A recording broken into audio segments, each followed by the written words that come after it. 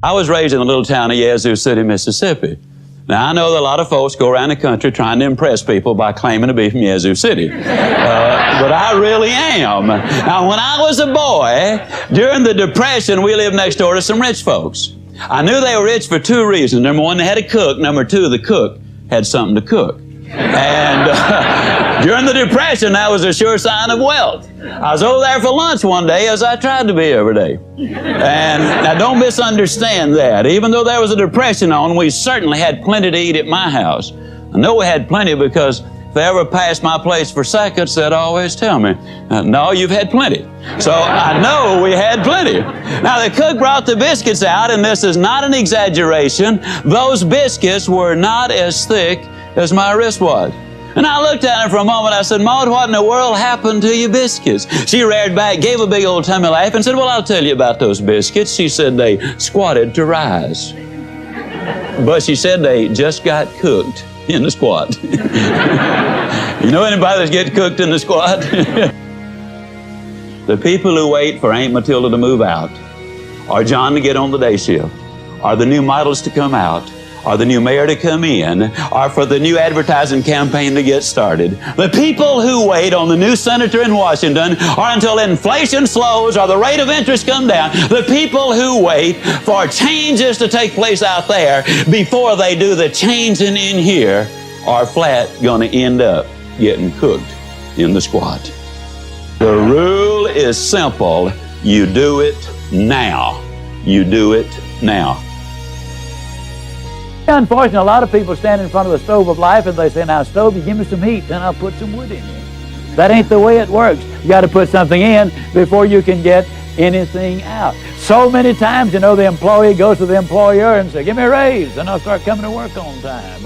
Or so many times they will come to him and say, make me the boss. Now, I know I haven't been here very long, don't really deserve to be the boss, but I just function better when I am in charge of the thing. You reward me now, and then I promise you, I'll learn what this business is all about later on. Reward me now, and I'll produce later. It doesn't work that way. Can't you just see a youngster in school saying, teacher, if I take a failing grade home, my parents are going to skin me alive. Pass me on this quarter, and next time I'll study more than anybody else. Reward me now, I'll produce later. It doesn't work that way. Can't you just see an old farmer standing out in the fields in October and saying, Lord, I know I didn't plant a thing this year, but if you give me a big crop this year, I'll plant more than anybody next year. It ain't that way, folks. You got to put something in before you can expect to get anything out. Well, he's just pumping away. You know, that's hot. It's August. I mean, the question is just how much pumping are you going to do for a drink of water? And finally, old Bernard said, you know, Jimmy, I don't believe it's any water down there. Jimmy said, yeah, it is, Bernard. You know, in South Alabama, the wells are deep. And, oh, we're glad they're deep because the deeper the well, the cooler, the cleaner, the sweeter, the purer, the better tasting the water. And isn't that true of life? Isn't it true that if you could become an MD by 6 weeks of summer school, that the rewards would be almost minimal or nothing? And how many patients would you have? Isn't it true that if you become a sales expert in 3 days of a training school, that the rate of pay would go down rather radically? Isn't it true that anything worth doing is worth doing poorly until you can learn to do it well? We'll never know how many kids have missed a college scholarship because they didn't study an average of 10 more minutes a day. We will never know how we come so close to promotion, but we grew discouraged and quit too soon. We'll never know how much more success we would have had we just had a little more pumping in there, and pump and pump and pump and pump. Well, finally, old Bernard just got disgusted. He threw up his hand. He said, Jimmy, there's just no water down there. Jimmy said, don't stop, Bernard. Don't stop. If you stop, the water's going to go all the way back down, and then you're going to have to start all over. The reality is, folks, and I'm totally convinced of this, this is the story of America. This is your story. This is the story of success. This is the story of life. I believe with all of my heart that if you will pump long enough and hard enough and enthusiastically enough, that eventually the reward is going to follow the effort, and then once that water starts to flow, all you got to do is just keep a little easy, steady pressure on it, and you're going to get more water than you can possibly use. The basic problem is this. So many times people get involved in something, and they'll say, well, I'll give it a try, and if it works out, that'll be good. And if it doesn't work out, I mean, hey, I ain't gonna kill myself. You know what I mean, fella? Well, I gotta tell you something, folks. You're gonna pump forever like that before anything happens. When you get into something, grab that sucker and get with it. And then once the water starts to flow, then, ladies and gentlemen, that's what Strategies for Success is all about. When you're asleep, ladies and gentlemen, you need your dreams.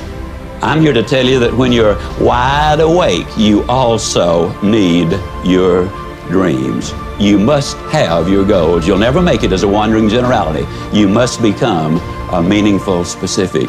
If you're going to work tomorrow because that's what you did yesterday, you're not going to be as good tomorrow as you were yesterday, because now you're 2 days older and no closer to the goal which you do not have. You can't make it as a wandering generality. I want to talk a little bit about goals on the line of how do you lose 37 pounds and write a book. I'm just going to kind of give you that as an example. For 24 years of my adult life, by choice, I weighed well over 200 pounds. I say by choice because, you see, I have never accidentally eaten anything. I mean, it's always been deliberate. And when I choose to eat too much today, I have chosen to weigh too much tomorrow.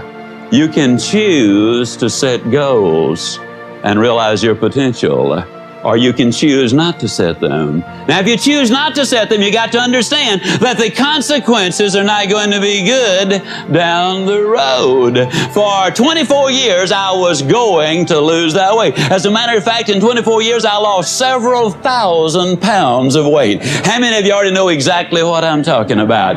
But it wasn't until I wrote it down, put a date on it, listed the obstacles I had to overcome, identified the people, the groups, the organizations I needed to work with, spelled out a plan of action, set that time limit in there, and identified all of the benefits to me. It was only when I did that that the goal became a reality, and I lost the weight.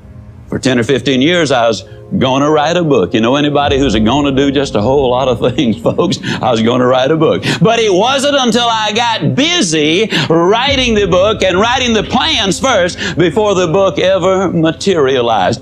Now, if it sounds like I'm trying to sell you on having goals, how many of you are getting close already? How many of you are becoming convinced right quick like that you need to have those goals? There's no question about it. The immortal J.C. Penney many, many years ago said, "Give me a stock clerk with a goal, and I'll give you a man who will make history.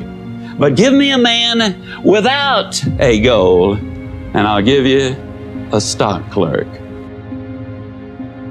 A commitment plays heavily in everything.